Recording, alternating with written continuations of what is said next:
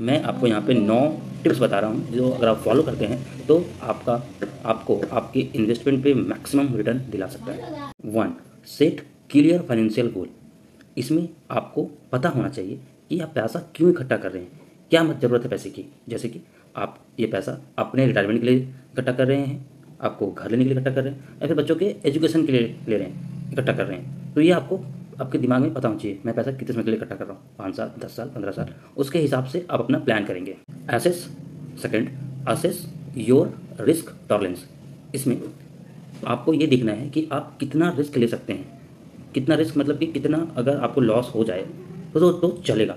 मतलब कि जितना ज़्यादा रिस्क होगा उतना ज़्यादा ही रिटर्न होगा। मतलब कि अगर आप स्मॉल कैप में लगाते हैं, क्योंकि वहाँ पे रिस्क ज़्यादा है, तो आपको रिटर्न ज़्यादा मिल सकता है, लेकिन चांसेस होता है कि कंपनी में लॉस भी हो जाए। तो वो आपको पता होना चाहिए कि आप कितना रिस्क ले सकते हैं। Third, diversify your investment. Diversify का क्या मतलब होता है कि आप अपने फंड को अलग अलग जगह पे इन्वेस्ट करेंगे, ना ही एक ही म्यूचुअल फंड में इन्वेस्ट करेंगे, ना ही एक ही जगह पे पार्क करेंगे। अगर आप एक ही जगह पे पार्क करते हैं और अगर उसमें ग्रोथ नहीं हो रहा, लॉस नहीं हो रहा, कोई बड़ी बात नहीं, लेकिन अगर ग्रोथ नहीं हो रहा है तो कुछ नहीं हो रहा, आप अपने फंड को ना अलग अलग जगह पे, कुछ पैसा स्मॉल में रखा, कुछ मिड में रखा, कुछ लार्ज में रखा, तो अलग अलग जब आप पैसे को इन्वेस्ट करते हैं तो रिस्क भी कम हो जाता है और ओवरऑल जो आपका ग्रोथ होता है ना वो बढ़ता है। Fourth, choose the right type of investment. मतलब कि आप अपने रिस्क टाइम के हिसाब से और आपका जो रिक्वायरमेंट है, जो फिट बैठ रहा है, उसमें इन्वेस्ट करें।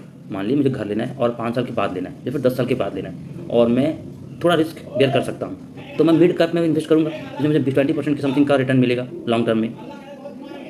Fifth, research fund performance. किसी भी म्यूचुअल फंड में ना इन्वेस्ट करने से पहले आपको उसका जो पास्ट परफॉर्मेंस है ना उसको ऑब्जर्व करना चाहिए। ऐसे नहीं कि बस उठे और पैसा लगा दिया, नहीं, आपको पहले उस म्यूचुअल फंड के बारे में पता करना है कि उसका पास्ट परफॉर्मेंस कैसा है।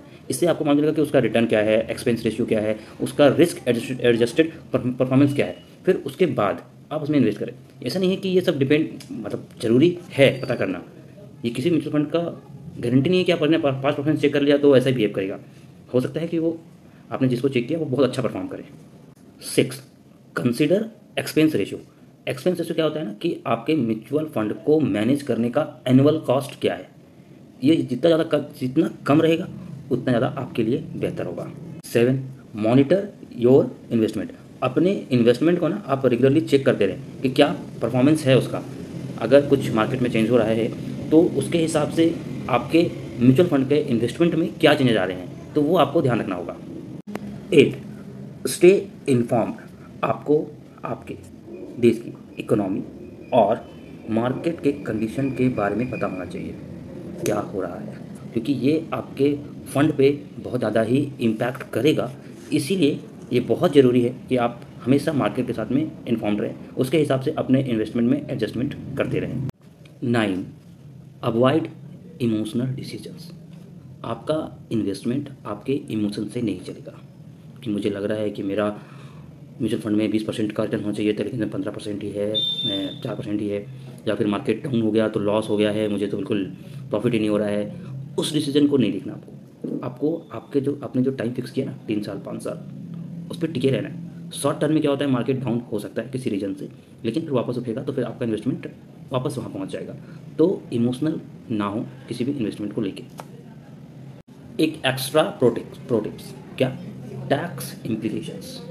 किसी किसी म्यूचुअल फंड के इन्वेस्टमेंट पे टैक्स का बेनिफिट मिलता है और किसी किसी पे नहीं मिलता है। तो जब भी आप इन्वेस्ट करें तो उसका टैक्स इम्प्लीकेशन ज़रूर चेक करें क्या है।